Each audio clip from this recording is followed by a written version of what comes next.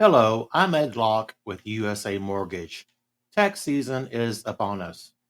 Did you know that 47% of Americans are planning to use their tax refunds for everyday expenses, home improvements, and vacations? What if you used your tax refund for a new home instead?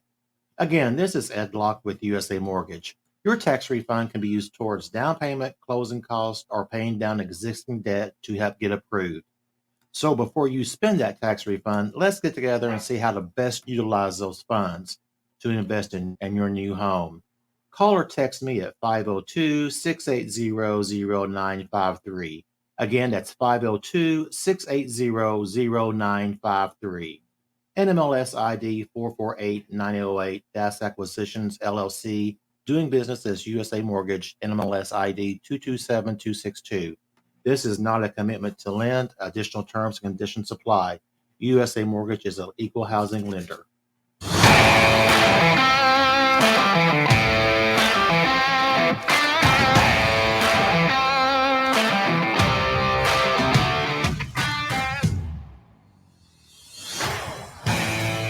You have scoured the podcast world. You have finally found the place where news is weighed in the balance. And Jerry, 2 words and 2 question marks.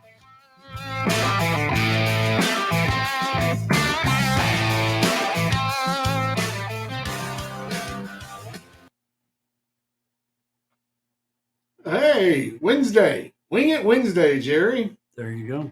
Wing It Wednesday. Yeah, that's what we're going to call it today. And we don't mean because we went to Buffalo Wild Wings. No, absolutely not. We had a little hiccup there right at the beginning with our connection. I think it's all fixed now. Yay. Did you ever go to Buffalo Wild Wings? Yeah, I like B-dubs. I'll never forget the first time I was there. I went with Paul. He was a manager at a store in Cincinnati, and I'd been sent up there to help. And lunchtime, he takes me out to lunch. We're going to B-dubs, first time I'd ever been there. And I'm sitting here shooting a crap with him. We place our order for wings, and the lady says, "What kind of sauce do you want?" And I said, "No, have hot." She said, "Which hot?" I said, "How many hots do you have?" And she just goes like this, throws her hands up, and there was a wall behind her. And I was like, "Holy crap!" Trying to be macho, I say, "I'll take the hottest you got." She says, "Are you sure?" "Yeah, go ahead." Never regretted a menu item that I've ordered quite that bad. Oh my gosh, I got a funny story about that. My oldest son, he's a hot guy. He likes it hot. Yeah. And he wanted the T-shirt. If you do the wing challenge there with the heat, you get a free T-shirt. He wanted that T-shirt. Wanted it bad. I'm like, "Are you sure?" He's like, "Yep, I got this." So he was sitting at the far, there was like 8 of us at the table, so long table. He was at the far end of the table. It was burning my nose from that distance. Now, I'm a lightweight, you know that, when it comes to heat. But it was burning my nose. Yeah. From the other And this end of the boy, table. he done the whole thing. The 12 wings, fire, nothing to drink. He beat it. And at the end of it, he was looking rough. So the waitress comes back and she's like, "You did it! Yay! Here's a headband. We're out of T-shirts." He was so mad. Yeah, but It was like, how do you not tell somebody going in? Because he even told her, "I want that T-shirt." You know, or they should have given him the option. Leave us your name, and we'll send next you time one. you're here, we'll send you one. Or next Yeah. time, stop by in a couple of weeks. But yeah, that's just not right. I used to love Max and Irma's and some of those places back when they were in Lexington. They had this burger that was, I don't know, like a 5-pound hamburger, 5 pounds of meat, and the bun was huge and probably half a head of lettuce and 2 or 3 tomatoes. The entire thing was huge. It was called the garbage burger. And if you could eat the whole thing, the meal was free. You got your picture up on the wall. But if you couldn't eat it, you had to pay. And I think it was like $35, $40. And I always wanted to try it and knew that I would never be able to finish it. So there's a lot of places that have that, right? Some huge, outlandishly huge dish. And if you can eat the whole thing, Oh yeah, then it's free. The big one is usually that porterhouse steak. You get like a 48-ounce steak. Sorry for the dogs; they are wired tonight. Anybody wants It's some all free good. dogs? I'll be happy to give you Sonny. Can't get away with my other two. Sonny, Best one of the bunch. yeah, he's quiet. He's a little old fella, but he's the one you hear barking in the background. It's bad. It will be fine.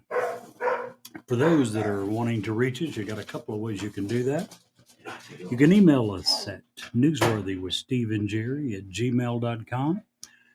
Or if you choose to use the text line, you can text us at area code 540-709-1318.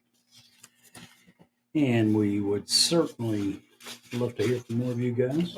And Steve is always saying suggestions, criticism, whatever it is, we'd love to hear it. So bring it on. Crazy news in week. A lot of stuff going on. Hopefully we won't get into too much stuff that's going to raise Steve's blood pressure this week. But you never know. We always say that. We always say that. And we actually do intend to do that. But we end up gravitating towards Ukraine or Trump or something that has veins throbbing pretty quickly. Yeah, well, we were scheduled to have a good day yesterday. Sick kids and busy schedules interfere with that. Hence the name Wing It Wednesday. We were prepared for one thing, and now we're doing something different. So It'll be all right. it'd be all right.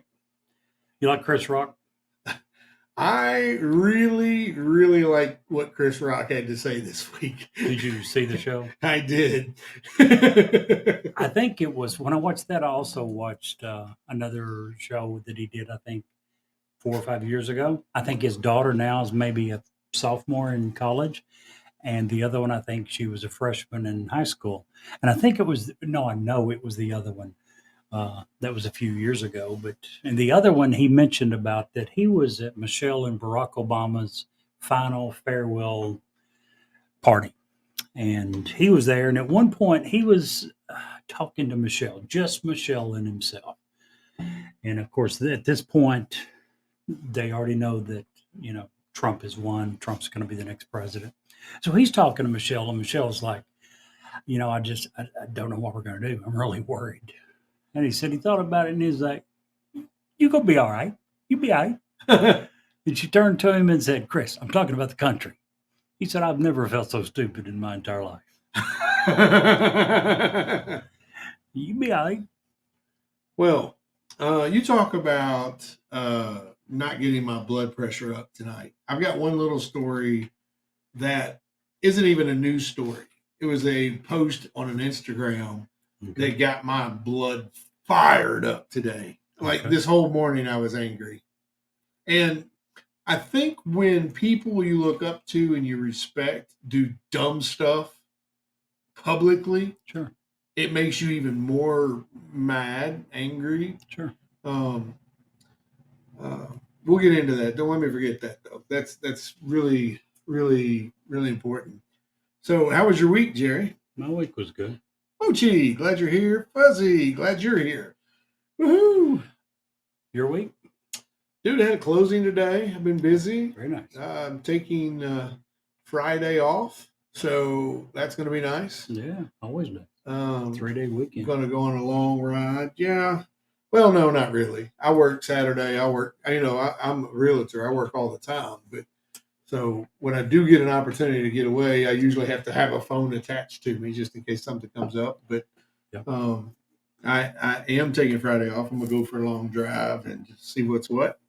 Clear my head a little bit. Things are moving forward. So that's that. Speaking of places, I don't know. Have you decided yet where you're going to go? I think so, yeah. Okay. We kind of got this big thing going on the 18th, and I need to get some good beverages for that. So I'm going to head south to get those, I think. Well, speaking of going south, another good location, it might be a little far to go, but Australia, nice place. Speaking of Australia, do you know what an Australian kiss is? Jerry, put your lips back. I know. Get away from me. Oh. Australian kiss. What's that? Well, it's like a French kiss, but down under. That's terrible. You know what they say? It's a land down under, right? Oh, gosh.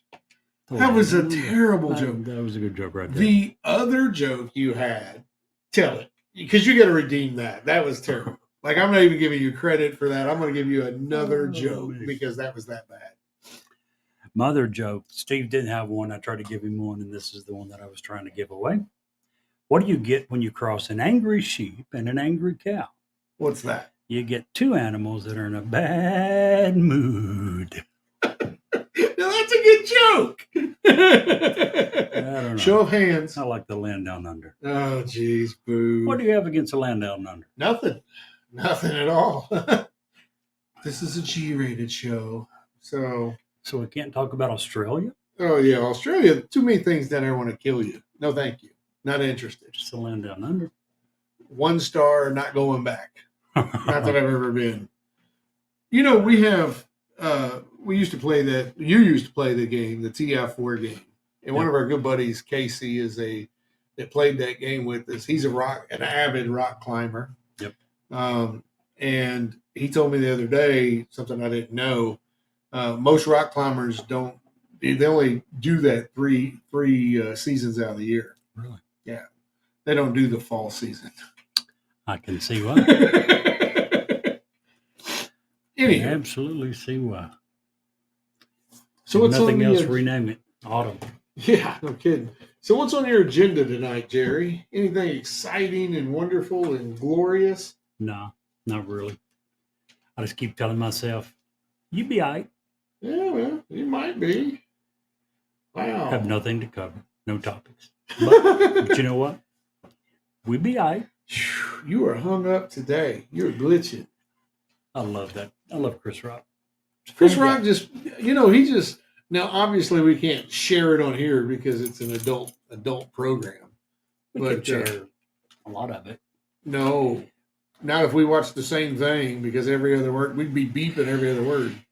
I don't mean we can share the actual Chris Rock footage. I mean, No. we could share the sentiment and just leave out the you bad know, words. You can, and basically it was just, I really looked up to him. He got hurt Will really Smith. bad, and he took it out on me. And it's exactly what he was saying. And He was saying she hurt him way worse than he hurt me. Yeah. I didn't do this. I'm not the reason. I'm not the one that had the entanglements, but he Yeah. chose to take it out on me. yeah, and we've kind of all been there. We can understand his Will Smith's feelings at that time. We can understand Chris sure. Rock's feelings at the time. Now, he did do a shitty thing. I'm not. Will Smith should be. He gets all that he's getting. That's not the way you handle things. And Yep. at the very end of the show, Chris Rock said something I thought was very, very poignant and very real. What's that? I think the last line of the show, he kept saying, everybody's like, Chris, why do you go back? Why didn't you do something? And he's like, because I was raised. Because I got parents. I got parents, and Mic drop and walked off. yep, pretty much.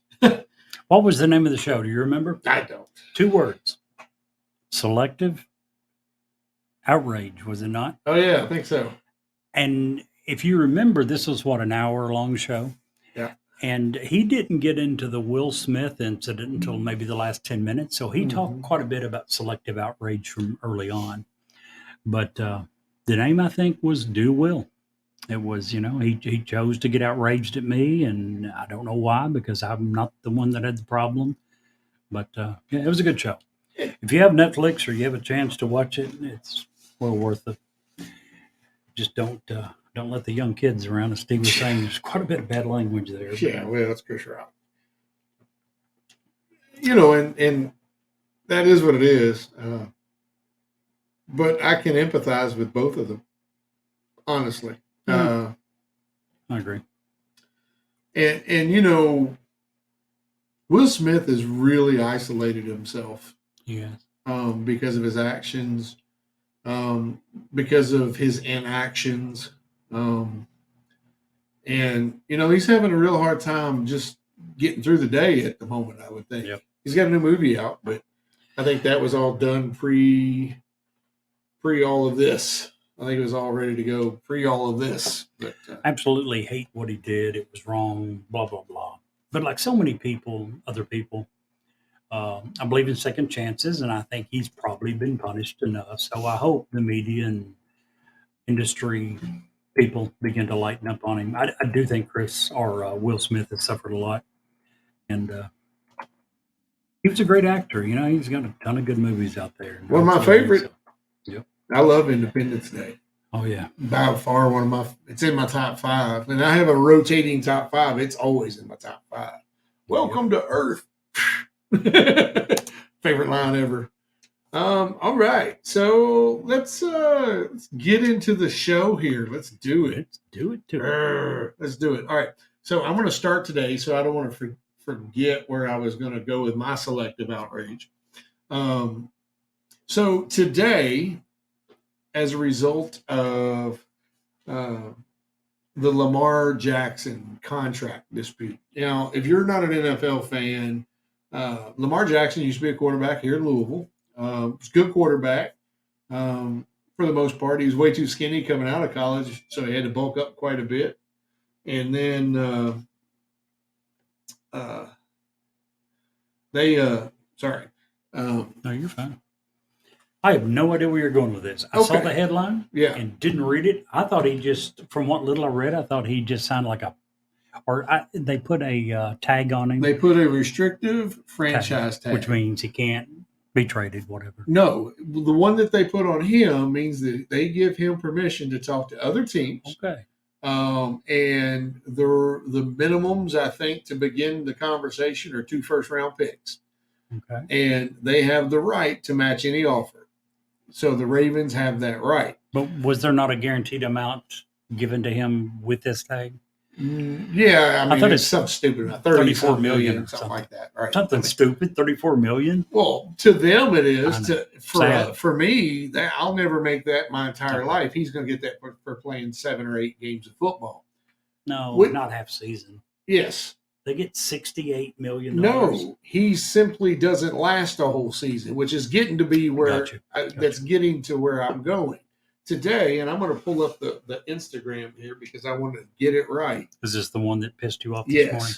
Okay. And let me backtrack just a little bit, and I'll just tell you, Robert Griffin III has always been kind of like a player I've always liked to watch. Coming out of college, dual threat quarterback, awesome talent, great arm, good running, good decisions. Got I hurt. wouldn't say good decisions all the time. Well, I was a huge fan of his. I lived in Washington when they drafted him. And trust me, he was, the hope. He was going to bring it all back. Certainly didn't happen. well, it didn't happen because after his first injury, he continued to play on a bum knee because Shanahan told him, "Hey, you got to play. We need you." To me, and he's even come out and said that, "Hey, that was the worst mistake. That made my knee not right the rest of the time. It's hard to play, blah, blah, blah, on a bum knee. I get that." But today, RG3 came out to say this. I'm reading right from his Instagram. Lamar Jackson is a unanimous MVP, has led the NFL in passing touchdowns, is only 26 years old, is 45-16 as a starter, and all the quarterback needy teams are all saying they're not interested. Doesn't smell right to me. And then you go on down to read several of the comments under, and RG3 as of late has been really, for lack of a better term, making this a racial issue with Lamar and Baltimore. And it really set on me the wrong way because I am tired of race being the focal point of always being the obstacle. So I replied. I don't ever reply to people on Instagram. It's stupid. It's a waste of time. Nobody's going to read it, right? So this is what I replied. Straight up. I said, race? That's the best you got? Not that it's a terrible business decision to give someone 250 million guaranteed, which is what Lamar Jackson was asking for. 250 million guaranteed. $250 million. $250 million. That's with a B. Yeah, with a B. I said, not that it's a terrible business decision to play someone $200 million for maybe half a season every year, because Lamar Jackson has the last 3 years not played the entire season because of one injury or another. It happens. It's football. I get that. I'm not knocking him as a player. And as you said earlier, he's really skinny, really lightweight and to be his a running quarterback. Yes, and Cam his Newton's style, like 6'6", 220, 230. you get wrecked by, Zadarius Thomas or, Frank Clark, you're done. So the second half of my response was not because the cap hit every year will doom that team to mediocrity. See Cleveland, and they're going to find that out now that they're trying to already rework Deshaun Watson's deal. But it's a race thing. I lost a lot of respect for RG3, and I mean that. It just made me angry that you would come out and the very first thing that you pull out is race, as opposed to, look, it's easy. It's easy, and that's stupid. Lamar Jackson, by far, on any given Sunday, could be the best NFL quarterback in the league. On the opposite Sunday, he could be sitting on the bench in a boot because he's not very durable because of the way he plays football. 200 million guaranteed? Not very smart. It's just, like I said, it's easy. And go to. Chris Rock, when you watch the show, remember how many times he talked about the exact same thing? Now, he's a comedian. I'm not trying to say he was serious and that he was trying to play the race card, but a big part of his show was about the race card and racism. They lose me when they talk like that. But he didn't lose me because it was so obvious a joke. At one point, I don't recall if it was the last show or the one before. It very well may have been the one before, but he's talking about his child and what he did to his child from the time they were babies to get them prepared for what the white man going to do. Yeah. He talks about slapping the crap out of his babies. So, I mean, it was crazy enough to about on the TV show following up to this about how Daniel Jones got 62, was it 62? $82 million. Daniel Jones has played every game they've asked him to play since he became a rookie. But how many has he won? Well, it's still, it's the not fact that you $200 played is not a million. reason to compare. No, I get that. Guy to a Lamar. Totally different talents. A totally different level of money we're talking about too. $62 million, and it still allows the Giants to become competitors. I'm sure that there is probably some racism still in the NFL as far as coaching. And when you look at those things, when you look at players, I don't think it's too competitive. There's too much money spending this stuff. Do what? So you think that there's an actual NFL coach or GM that looks at Lamar Jackson? No. You're missing what I said. I said I think there is some racism involved if you're looking at coaching staffs. When you get to players, but this is not what you ask. You ask about Lamar Jackson. Okay. What I was saying was when you get to players, I think that it's far too competitive. It's far too much of a business, and it is ran as a business. And they will do whatever will put the most fans in the stands and the most eyes on the tube watching them because that's where they get their money. Sure. So I don't think they care if it's a green homosexual dwarf. If that can win the games and put the fans in the stands and the eyes on the tube, that's who they're going to play. Okay. Well, let me restructure that then. Sure. So you think that there's a group of owners out there that if they think that a black coach is better than a white coach, they're going to go with a white coach? It's been proven too many times. How? It's been proven numerous times. Since when? Now, I mean, when in the last 20 years has that happened? I'm just telling you that. Look at the numbers. And after several of the owners even admitted that when you look at the numbers, you cannot defend it. that you absolutely cannot defend.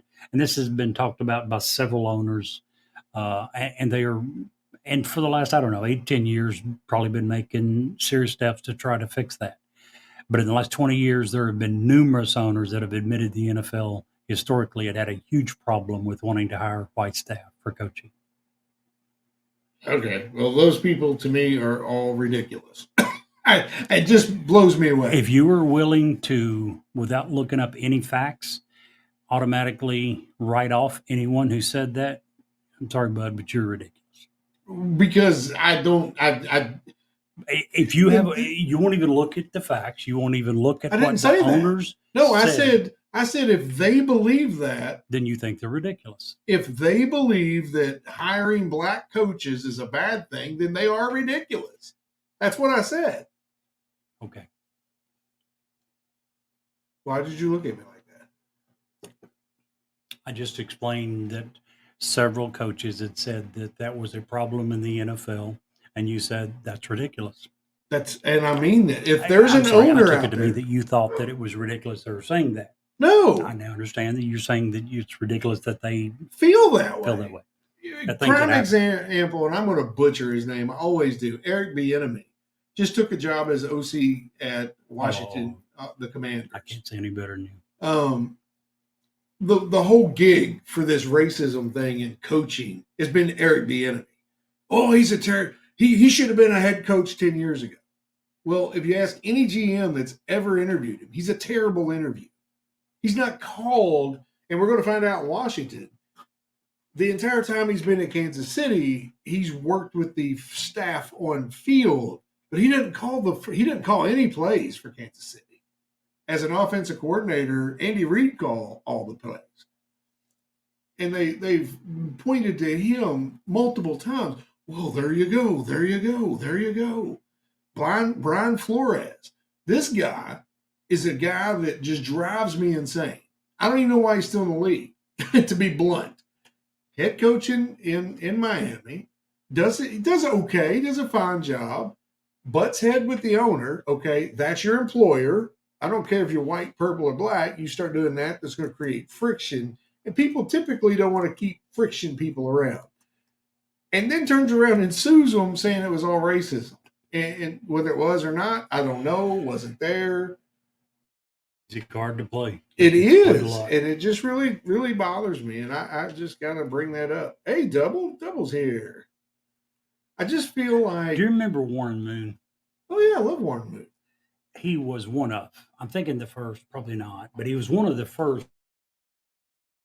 We're hearing then, and I think this applies to coaches as well.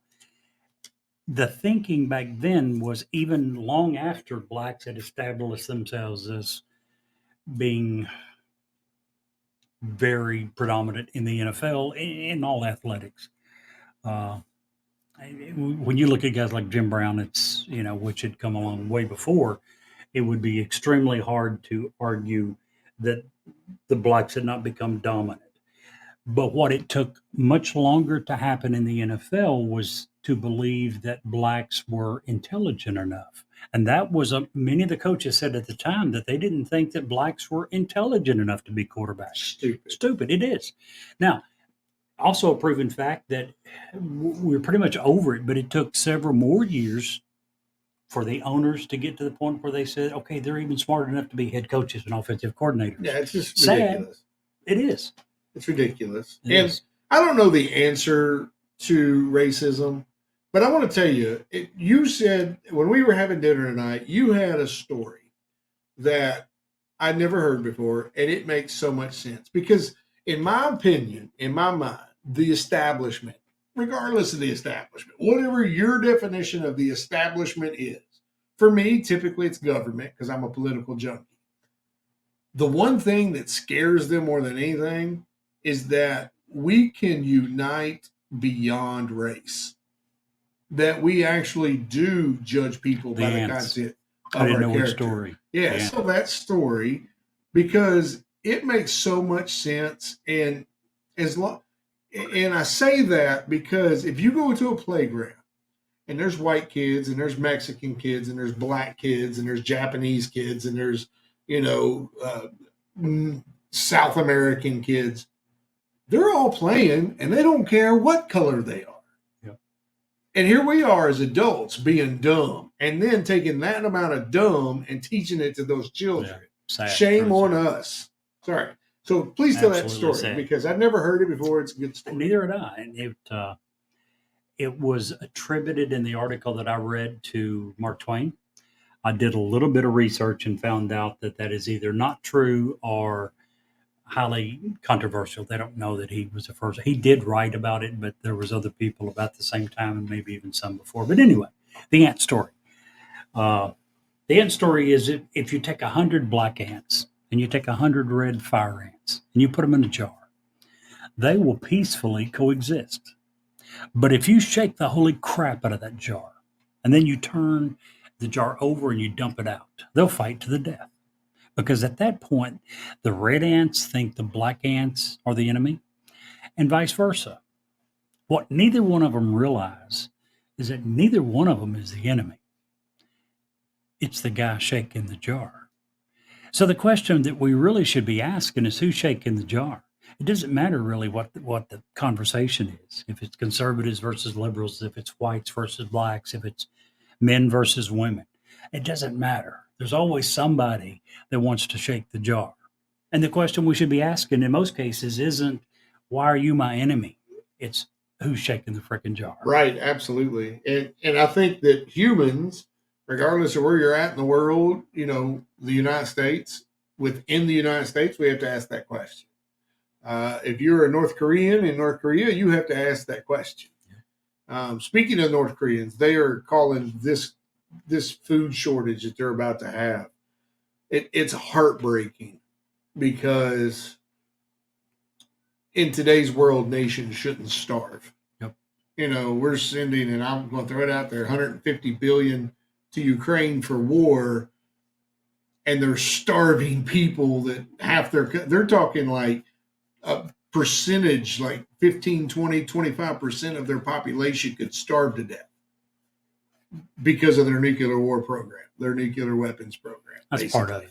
I mean, it's a huge droughts and other things going along. Yeah, but the even as much as I think that we should have sanctions there, we should definitely hold Kim Jong-un accountable. For us to sit here as America, as any country in the world, and say, well, our sanctions are more important than those starving people, I think that's wrong. I agree with you. Now, I haven't read specifically very much at all about this one. I do know that in 2 or 3 other cases, numerous countries around the world have offered food to North Korea, and it is every single time without exception been turned down. Sure. He's unwilling because he knows that he would have to agree to let some of the people in the country to fly it in, to truck it in, however, and he's not willing to do it. Yeah. So they refuse all help in instances like this. Yeah. No, I get it. And, when I was training, I used to be a store manager for Duckwa Alco. Our headquarters was in Abilene, Kansas. One of the things Abilene was famous for was making what they call gruel. And that was one of the food sources that we sent to Africa all those times. It's basically a package. You can eat it. It's sugar. It's carbohydrates. You can break it apart, break it down, make breads out of it. You can use it for lots of stuff. It's protein infused. And we used it for so much back then. And those folks, it saved them, we would like to think it saved a lot of lives. It's really bad.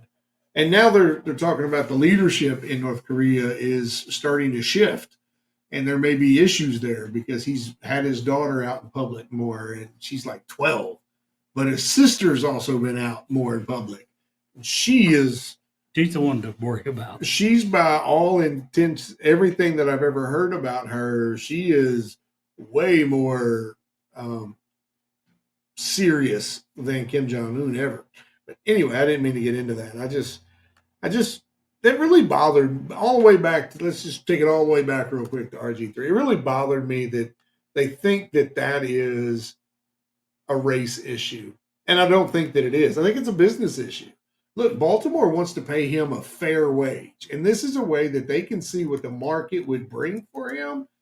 and allow them to be able to save as much money as they can. It's just a business decision. I don't think it has anything to do with race. I agree.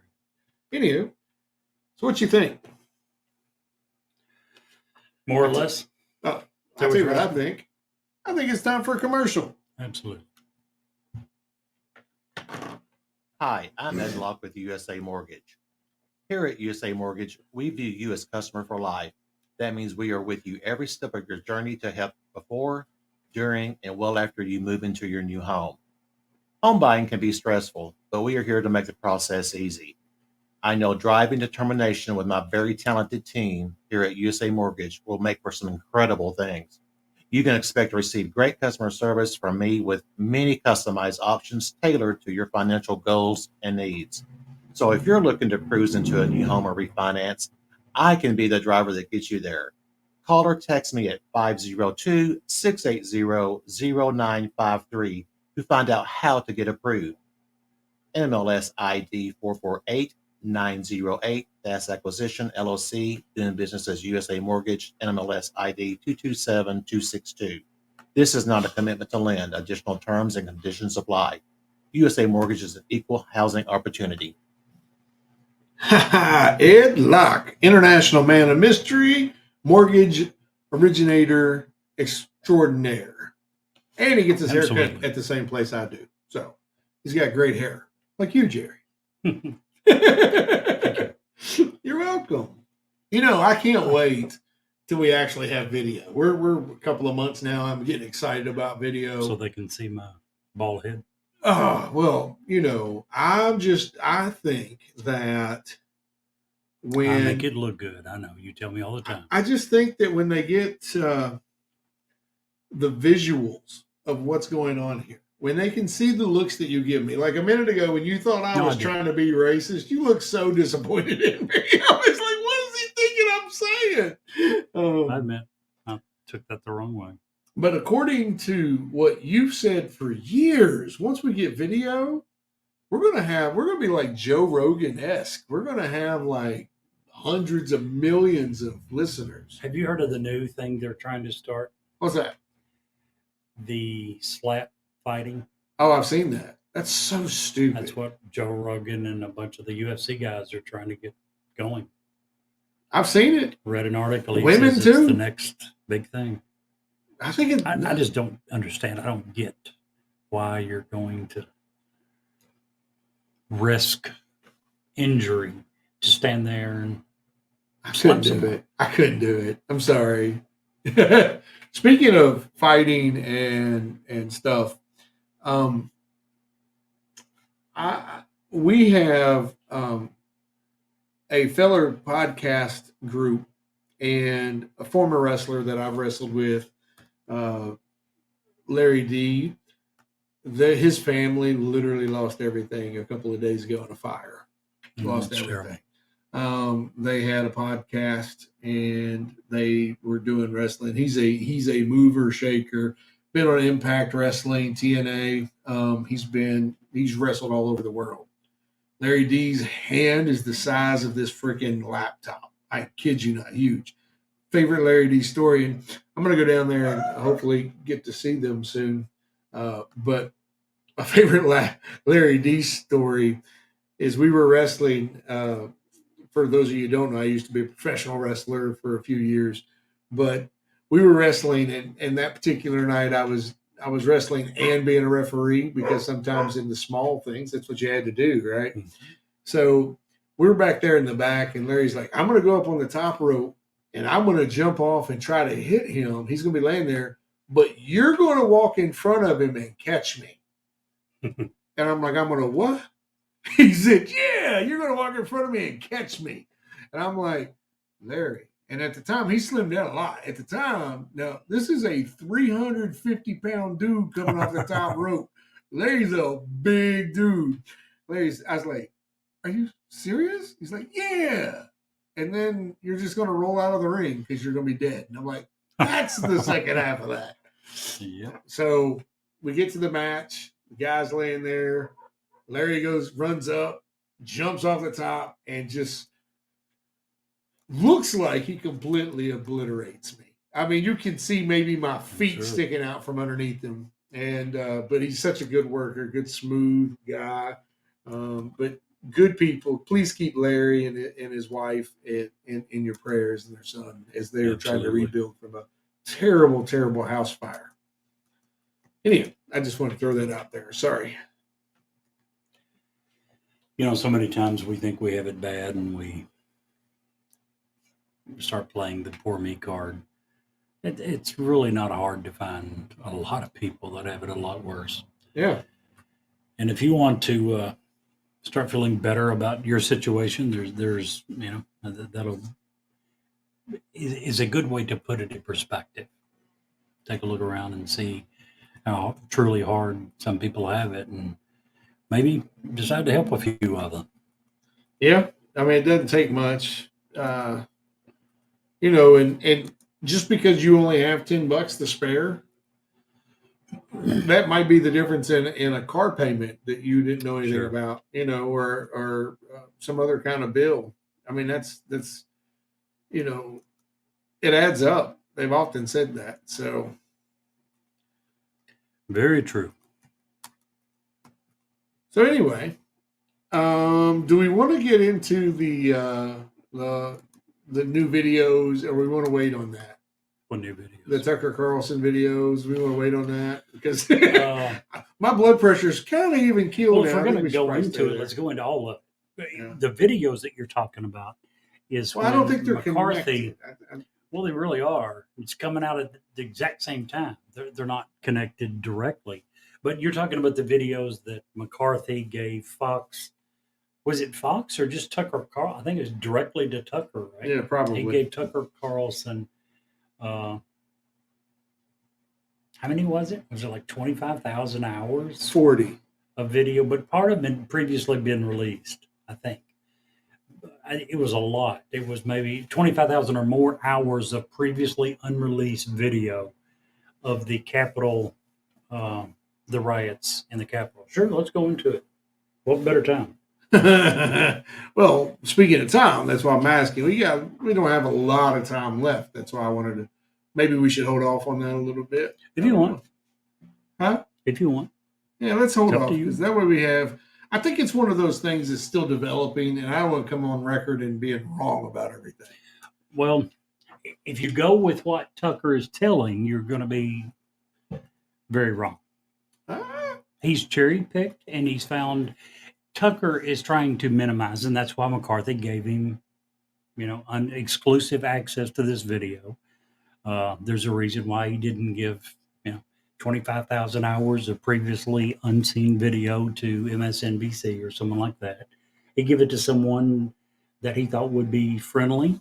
Obviously, that's going to be Fox News. So Tucker Carlson so far has done exactly what was expected, and he's cherry picked it and trying to find video of people who weren't being destructive and weren't chanting for someone's death like Pence or Pelosi.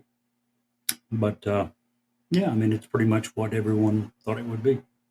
So, on a different topic, let's just. Do you think Biden is going to run again? I don't know. You and I talked about it close to a year ago that we really hope that Biden or Trump would run. Trump has already declared. Trump is so far the front runner. I know it's only a straw poll. It's not, indicative of things to come. It can certainly change. But at the CPAC the other day, he was 3-1 to his next closest competitor, Ron DeSantis from Florida, 62% to 20. And in every single poll, Trump is leading that I've saw. And everything that I've saw says that Joe Biden probably will. I think, I don't know.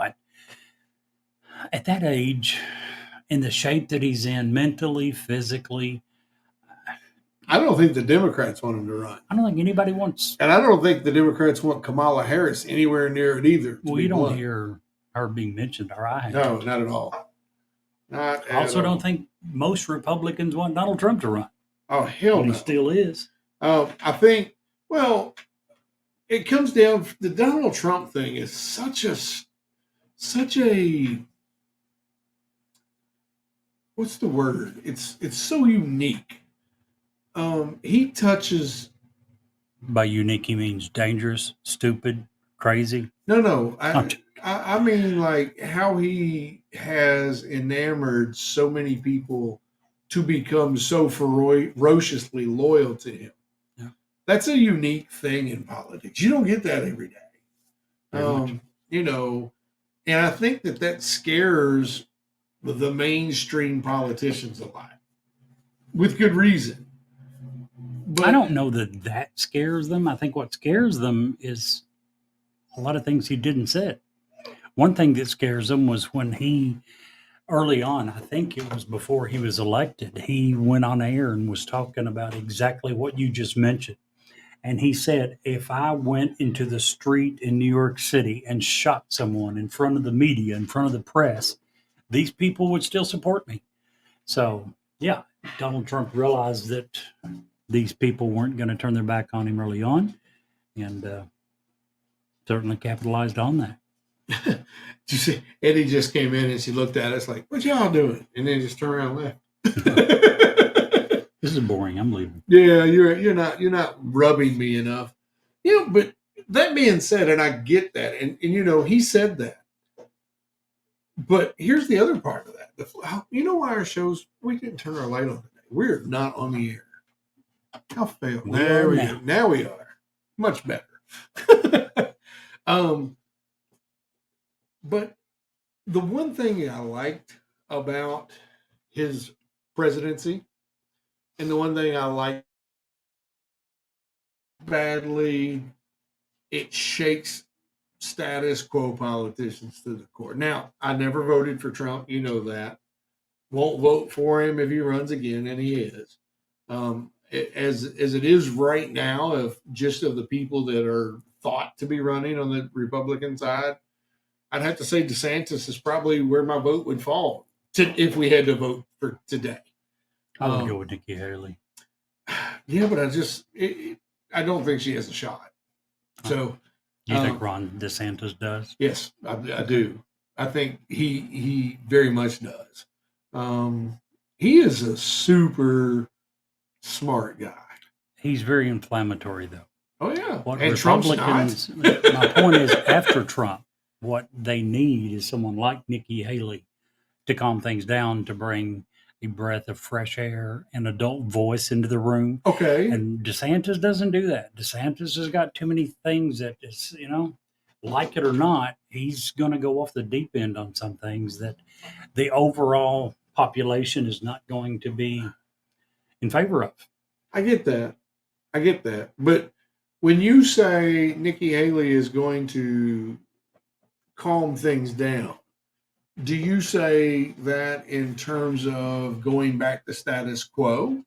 I'm saying that in terms of, for the Republican Party to get over Donald Trump, they need to convince people that there is an adult calm voice in the room. Yeah. Ron DeSantis, I don't think, does that. And who's that voice on the Democrat side? Because I don't see one of those either. Well, the point is, was there anyone who was going off the rails trying to overthrow democracy on the Democratic side? January 6th, which we'll talk about at a different time, aside. You can't put it aside. You cannot take the first time that Washington, D.C. was under attack since the War of 1812, and it was instigated by a president 1 hour before, telling them to march to the Capitol and fight with everything you've got. You cannot put it aside. I don't even want to comment on that yet, because it'll just get us started. Because there are different ways of saying different things, not meaning what's actually being said. I have no idea what that means. Well, that's good. I like making you confused. No, you didn't confuse me. You made me believe that you don't know what the heck you're saying. No, I definitely know what I'm saying. I understand what you're saying about you feel that something, but one thing that Trump has exposed is that even if you don't like Trump, if you're a bleeding heart liberal and you don't like Trump, he has at least exposed one thing. And he's spaghetti.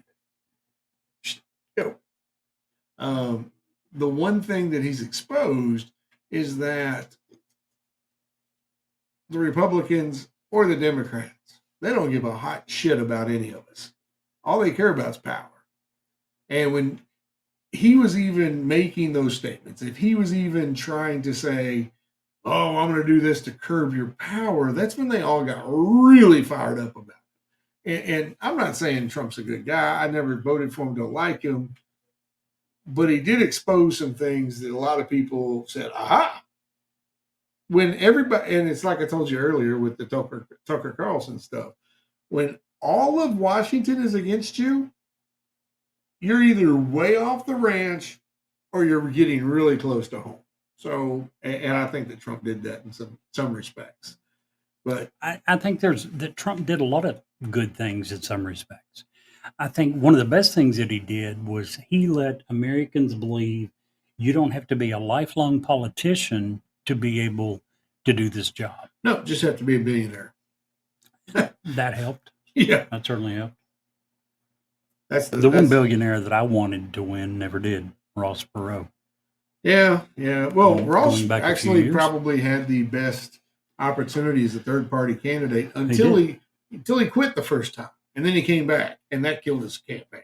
Yeah. You can't be shown as a quitter when you're running for president and then expect to be welcomed back with open arms. I would agree. Bluntly, but whoo, hey, you know what? What's that? We've almost made it through a whole show. I haven't really talked about Jack. You haven't talked about it. Man, I have we- been doing all the work here. Okay, I'll help you out a little bit. At least I'll I'm make just an kidding. offer. You said that we're going to wait to talk about the Tucker Carlson video. Do we also want to wait on what's coming out about what Tucker Carlson, Rupert Murdoch, Brett Baer, Laura Ingraham? Well, I'd like said to. I mean, literally, that around the came election. out right as we were getting. I haven't. No. That's been coming out for a week or better. Okay, well, I haven't seen it, so I'd be going Okay. in blind. We'll wait. That's not fair. That's not fun. You know what I mean? Then I totally agree. We shall wait. Because I Coming want to soon. be able to have a wonderful conversation with you, just because that helps our. It helps our show for me to be able to have a smart conversation. There's not going to be a lot for you to find. I'll just tell you now, and I'm not bragging. I'm just basically what we're talking about. The part of the January 6th lawsuit between Dominion voting system against Fox Network for $1.7 billion has been hitting the news recently because as part of discovery, they requested all related information from Fox, and Fox turned it over. And some of it, they turned over a ton of it. Part of it they didn't turn over. They later claimed they just missed it. But some of the other individual people turned it over. So Dominion has every friggin' internal email from Rupert Murdoch and the president and the CEO and all of the big newscasters, Tucker Carlson and Laura Ingraham and all these guys. They have all the emails. And there is an absolute ton of damaging information that has come out where these guys, without exception, every single one of them were slamming. I'm not going to get into it too much, but there's a ton of information where they were absolutely making fun of Trump, everything that he was saying, Sidney Powell, all of it. And then they would turn around hours later and go on air and just simply parrot whatever Trump was saying, which is why that their Fox News is probably going to lose this lawsuit, which will be huge, $1.7 billion. Well, they could say that, and I get that. Who can say what? Huh? You said they can say that. Well, what I mean is, if they go on the news and they go on these shows and they spout whatever Fox is telling them to spout. No. They're spouting whatever they decide. These guys are not being told by Fox what to say. And they have the emails. They don't want to be totally different. So Laura Ingraham has got several where she's like, okay, guys, what are we going to talk about today? But they don't have a higher up that tells them what to say. Gotcha. The big four, which is Brett Baer and Martha McCollum, Tucker Carlson and Laura Ingraham. Those are the top four guys, and they don't have people telling them what to say. They're allowed to say whatever basically they want, Well, there you go. which will probably hurt them even more. I don't know if they've been sued individually or if it's only Fox. I'm not for sure. But at that point, you can't claim that I was forced to say this. Yeah. No, it really is no different than all of the liberals, the MSN. They randomly say the same bullet points. You can pull that across. There is a huge difference. And the difference is this. You can't, unless you're going to give me examples of when they were saying things that caused people to go to the Capitol. Oh, and back to this again. Steve, what caused tens of thousands of people to go to Washington, D.C. and to break into the Capitol? Yeah. If it wasn't for, we were talking earlier, and you said Trump has got to bear a lot of the responsibility. And I 100% agree. But some of the responsibility has got to go to the Tucker Carlsons and Brett Bayers of the world who are going on TV and backing up everything that he's saying and saying, this is what happened. Your votes were stolen from you. This election was stolen from you. That's why you get people who try to take over Washington. Well, take over the Capitol. They take over the whole city. If they get the Capitol, they pretty much got it. Yeah, well, I'm just saying. I'm going to withhold judgment. I still think there's more coming out about January 6th that we don't know yet. No. I will. They've been claiming that from the very beginning. From the very beginning, you heard from Fox, there's a bunch of Antifa instigators. Do you know how many Antifa instigators were arrested as a result of that? None. Zero. Exactly. None. Figured. Guess how many Tucker Carlson has proven were there? You got it. None. Zero. Okay. Guess how many Kevin McCarthy, who's had access to the 41,000 hours for some time? Guess how many he's alleged were there? None. You got it. Okay. Zero. I don't like Antifa. I don't either. What did I say earlier? I think the whole damn thing needs to be shut down and rebooted. I don't like Our government is broken. Our media is broken. Our law enforcement, as far as federally, is broken. Do you know what blows me away? What? I agree with some of what you said, but let's sum it all up. Here's what blows me away. You believe that our government is broken. You believe that law enforcement is broken. And when you say law enforcement, you mean law enforcement. You mean FBI. Police forces, FBI, CIA, Department of Justice, all of them. Everything that comes under Department of Justice, right? No, I don't. You name one exception you do not think is broken. I think that local law enforcement isn't broken. Local, well, you and I talk, you pretty much, not from the same sense, but you think they're broken from the fact that that's where a lot of your bad apples are that are out here shooting some guy for no freaking reason. I just simply think that they need to be held to a higher account. Security cams do a much better job. That gives them some accountability. Back to what we're saying. You think the government's broken, law enforcement's broken, you think the media's broken, you think corporations are broken. But what you do believe in, you think Washington's broken. Definitely. But for those of you that don't know him, do you know what this guy truly believes in? Rabbit holes, conspiracy theories. That is not broken. That is alive and doing well in Mr. Steve's mind. Oh, we're going to do a whole show soon on conspiracy theories. We've already done several. Why would we not do more? How can you sit here, watch whatever, take your pick of news, be it liberal news, Republican news, and it's all the same. It's all slanted. It really doesn't matter to me anymore about a D or an R. It doesn't matter from MSNBC to Fox News. It's all broken. And what they report on in Washington is all broken. If you could tell me more than 5 politicians that actually give a hot damn about you and me sitting in Central Kentucky in Washington, I would change my mind. But there isn't one. Yeah. There's maybe 2, maybe 3. No, there's more than that. You think so? We have close to that many in the state of Kentucky. We have 2 in Kentucky that I can name that's in Washington. Rand Paul and Tipton? No. Hell no. Rand Paul? Tipton. I thought you liked James Tipton. He's a politician at this I've heard point. you- I've talked to him since. He's a lot like Andy Barr. We talked about Andy Barr, how we used to like Andy you Barr. talk about Tipton was you liked him. And I you changed did. it.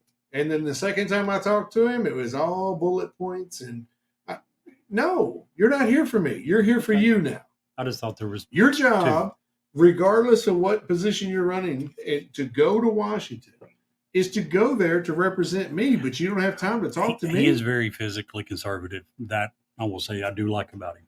Almost to the point it's stupid. Maybe. I mean, seriously, the We two almost I'm need thinking that. of is Thomas Massey and Rand Paul. Those are the Okay. only two people that actually I feel, and I don't think I would ever want to even have a beer with Rand Paul. He's very rigid, doesn't feel like a very cool I'll guy. tell you to one me. that's no longer there that I had a ton of respect for is Paul Ryan. No, not me. Ton of respect. Not me. You don't think the guy was saying what he truly believed? No, I didn't like Paul Ryan at all. What Not even didn't a you little. not like? He was a physical conservative. He told it Sorta. like it was. He Sorta. didn't try to get sort of in my ass. Tell me someone that was more physically conservative than him. Ted Cruz Rand wasn't Paul. near. No, he wasn't. Over Paul Ryan? No. I love that guy. Hated when he retired. I'm glad he's Newt gone. Gingrich is another one. I I know like- you'd agree But with he's him. not there. I'm saying today. I still read stuff. I know he's not elected, but he's still pretty influential. I read Yeah. comments and things that he's still the written. smartest guy in the room.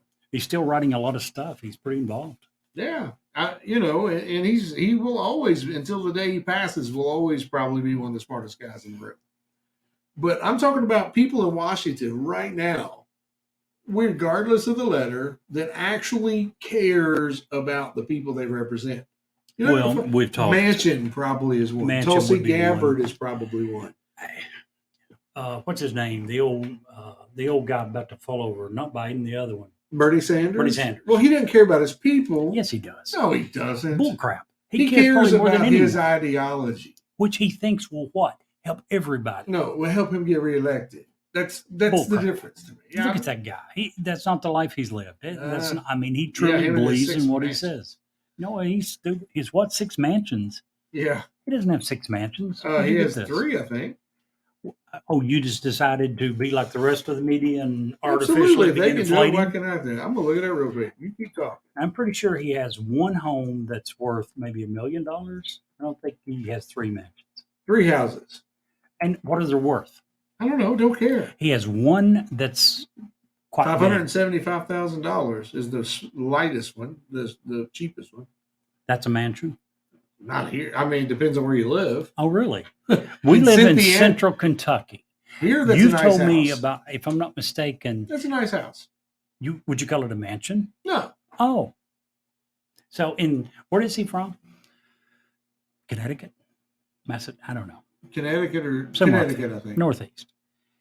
Which is far, He's far probably more got a 3 expensive bed, area. 3 and 2 up there. Probably. And here you are calling it a mansion. Anywho, 6 of them. guys, 6 mansions. we're gonna call it a night with that. Gosh, what a terrible Pretty much. a terrible way to go tonight. We appreciate you being here. We thank you. That we always do. Absolutely, we have a lot of fun. We're gonna have hopefully our guest next week. We'll have a guest next week, be it the one we had for tonight or Clay Davis will be joining us. One of the two. We're going to get those. We still got Ron that's going to join us for some prepping stuff. So we'll figure it all out. And as always, if you can't see the light, Be the light.